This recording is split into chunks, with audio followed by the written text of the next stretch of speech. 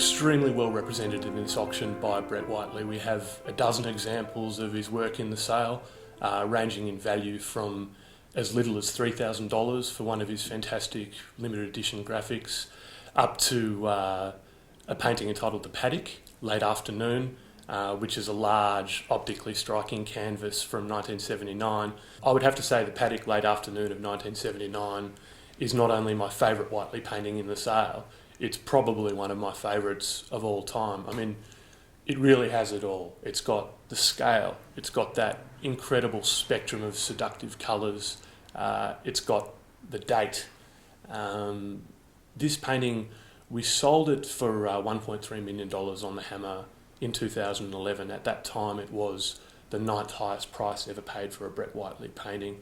I think following our auction in August it will climb that ladder significantly, and I think it will be the most major sale for a painting by Brett Whiteley this year.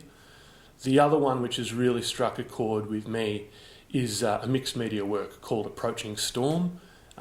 This is painted in the same year as The Paddock, obviously on a much smaller scale and using a variety of materials, but it's a really charming, witty painting, never previously offered for sale.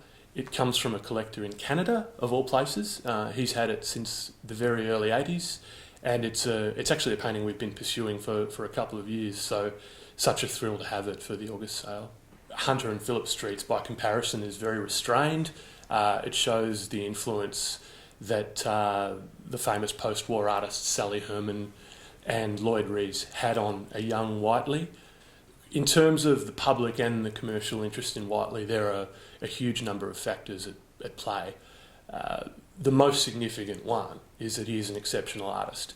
He has an unprecedented background as a draftsman, which is the basis for all his art.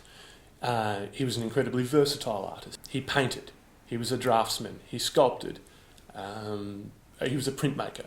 So there's an incredibly profound technical base there with him. So that's essential to capture public interest and ongoing support. But with Whiteley it's more than that. I think his persona is something that appeals to collectors and to the public, that idea of the flawed genius. It's the subject matters in his paintings, so cities, beaches, the landscape, and the inhabitants of that. So these are subjects that haven't dimmed in terms of public interest with the passage of time.